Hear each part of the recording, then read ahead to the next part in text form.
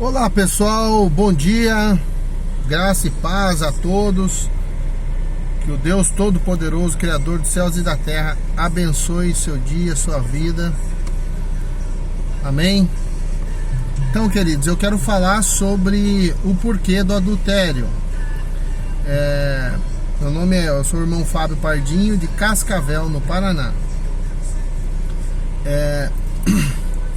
Eu quero falar sobre o porquê do adultério. No primeiro vídeo eu falei sobre o porquê que acontece o adultério. Esse é o mais importante, é o primeiro ponto, e é onde muitos fracassam. Por quê? Porque a pessoa decide praticar o adultério e depois ela quer culpar o outro porque ela cometeu o adultério. Então, primeira coisa, acontece adultério porque o cara quis adulterar, ou a mulher quis adulterar. Você decidiu, você foi lá e fez. Você foi tentado e você foi lá e executou, né? Você foi lá e cedeu à tentação. Ninguém está livre de tentação, tá? Mas geralmente nós vamos ser tentados dentro de uma necessidade. Vocês lembram quando Jesus foi tentado? Está lá na Bíblia que ele foi levado pelo Espírito Santo ao deserto, e lá ele foi tentado pelo diabo. A Bíblia diz que depois de 40 dias ele teve fome, ou seja, ele tinha uma necessidade. O inimigo foi tentá-lo na sua necessidade. Então, querido, você vai ser tentado dentro da sua necessidade. Então, às vezes a pessoa tem um problema dentro dela, uma necessidade, né? Independente da necessidade, isso não quer dizer que você tenha que pecar, que você tenha que fazer o possível para atender a sua necessidade. Então, o adultério acontece por uma decisão pessoal da pessoa. Decidiu pecar, amou mais o pecado do que o mandamento de Deus, o 7º mandamento: não cometa adultério, não adulterarás, tá? Está lá em Êxodo capítulo 20. Não cometa adultério. Ok? Então vamos lá. Por que acontece o adultério? O porquê do adultério? O primeiro motivo é o que eu falei agora. E por que muitas vezes acontece adultério? O casamento começa a passar por problemas, por crises, por dificuldades no relacionamento, na comunicação do casal. E muitas das vezes o adultério ele não começa na prática do ato em si do adultério, mas começa com pornografia. No caso dos homens, isso é muito comum, tá? Não deveria acontecer, mas acontece. O homem tem uma atração pela pornografia porque o homem é visual, o homem gosta de olhar, né? E a mulher, muitas vezes, por que ela acaba cometendo adultério? Porque ela ouve maus conselhos.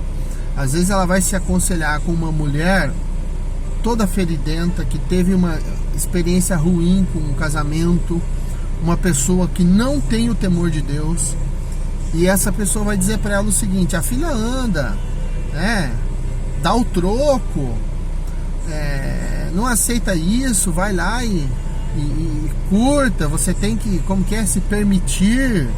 Essas conversinhas, né? Então, um mau conselho pode levar a pessoa a cometer um adultério, né? A pessoa ouviu o que ela não deveria ouvir. Ao invés dela lutar contra aquele sentimento que está tentando levar ela para o buraco, para o abismo, a pessoa vai dar ouvido para uma pessoa que não tem exemplo de família, que não tem padrão moral nenhum, que é uma pessoa totalmente desvirtuada da realidade, né? Totalmente contaminada por esse mundo tenebroso, né? E a pessoa acaba dando ouvidos para aquele mau conselho, né? A pessoa acaba dando ouvidos. Você não está sendo bem tratada pelo seu marido. Às vezes o cara nem está traindo a mulher, ou a mulher nem está traindo o homem. Mas porque está com algum problema ali na relação, né? Acaba indo para o adultério. Uma outra coisa que acontece, gente, e isso assim é muito sério, tipo ciúme doentio. Você começa com ciúme doentio, você começa a criar na sua cabeça que a pessoa está te traindo, ou você não confia na pessoa. Por que que muitas vezes isso acontece?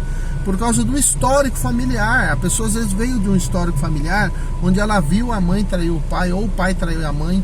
Ela viu essa questão do adultério, do divórcio dentro da família. Então ela casa e ela já traz essa bagagem para dentro do casamento. Ela já traz essa mentalidade de que, não, é homem, vai me trair. Entende? Então isso também pode provocar o adultério, né? Porque a pessoa começa a fantasiar e começa a expressar a palavra, começa a dizer, você está me traindo. Às vezes não está acontecendo nada, mas começa a falar e vai dando vida. A palavra de Deus diz que a morte e a vida estão no poder da nossa boca, da nossa língua. A Bíblia diz que se o homem puder dominar a sua língua, esse homem é perfeito. Então o cara vai falando, porque você está me traindo, um ciúme doentio, aquela doença, aquela coisa de querer controlar a outra pessoa, entende? E isso vai gerando uma pressão, isso vai gerando um desconforto, e aí o inimigo começa a trabalhar por fora e começa a apresentar as bandejas, entende? As bandejas. O próprio inimigo vai preparar as bandejas que você liberou com a sua boca, com a sua palavra. Você foi provocando aquela situação. E aí a sua esposa ou o seu marido já tinha uma ferida ali na alma por causa das suas pressões, e já às vezes já carrega um legado de imoralidade familiar, já está dentro dele. E aí você começa ali a cutucar aquela ferida, e a pessoa, na hora do desespero, na hora da dor emocional, ela vai buscar fuga. E aí o inimigo apresenta o adultério, ela vai lá e pratica o adultério. Entende? Então assim, uma coisa que a gente precisa entender: Deus criou primeiro o homem, né? A responsabilidade maior pela família é do homem. Depois Deus criou a mulher. Então, ou seja, assim, isso não está escrito na Bíblia nessa porcentagem, mas eu entendo assim, que se Deus criou o homem primeiro, então a responsabilidade é sempre de quem vem primeiro, de quem sabe primeiro, entende? Então assim, eu vejo que 51% da responsabilidade da família é do homem e 49% da mulher. Às vezes o homem pode usar bem esses 51%, mas a mulher pode usar mal os seus 49% e vai contaminar o lar. Às vezes o homem vai pegar esses 51% de responsabilidade que ele tem e vai fazer mau uso também, que muitas das vezes acontece, né? Assim, porque, veja bem, você vai num prostíbulo, por exemplo, você vai lá num prostíbulo, tem lá 10 prostitutas, tem 30 homens lá dentro, entende? 30 homens lá dentro. Então o homem, ele é mais levado para esse comportamento da imoralidade sexual. Hoje em dia a mulher também está fazendo isso, mas vamos dizer assim, o homem sempre cede mais a esses apelos, né? A esses apelos da imoralidade sexual. Então, gente, é muito importante. Você quer manter o seu casamento saudável, você quer sarar seu casamento, né? Vocês precisam se perdoar, precisam estar dispostos a começar de novo, estar dispostos a assumir os erros, parar de transferir a culpa para o outro, entende? Por mais influência que você sofra do meio, você sempre vai fazer aquilo que está no seu coração, aquilo que você decidiu, né? Agora, se o outro tem também pressionado você, falado coisas para você, Deus vai tratar também com essa pessoa. A responsabilidade da família é do casal, é dos dois, não é de um só.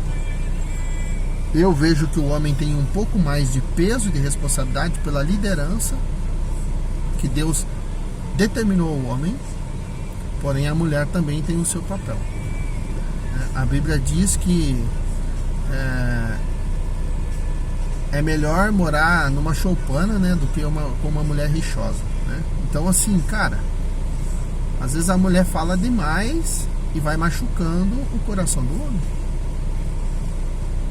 E aí se o cara já tem algum problema lá de autoestima e a mulher fica falando contra ele, tentando diminuir ele, porque isso acontece muito, desrespeitando ele, o inimigo vai trabalhar e vai preparar uma bandeja.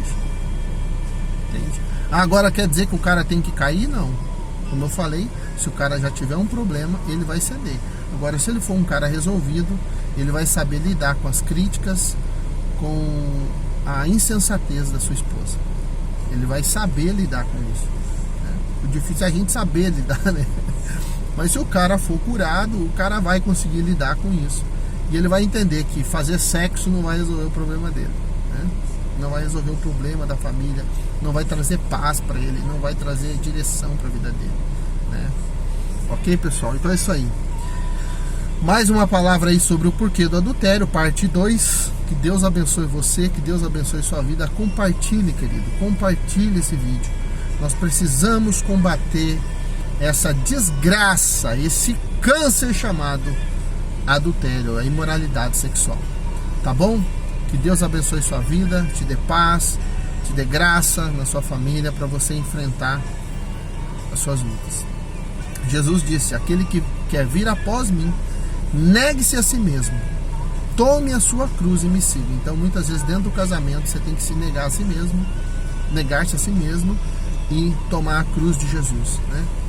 Aceitar a afronta, aceitar a humilhação e clamar ao Senhor, jejuar, orar, buscar o Senhor, e Ele vai honrar você, eu tenho certeza disso. Tá bom, queridos? Deus abençoe você, Deus abençoe a todas as famílias de Cascavel, do Paraná e do Brasil. Conhecereis a verdade vos libertará.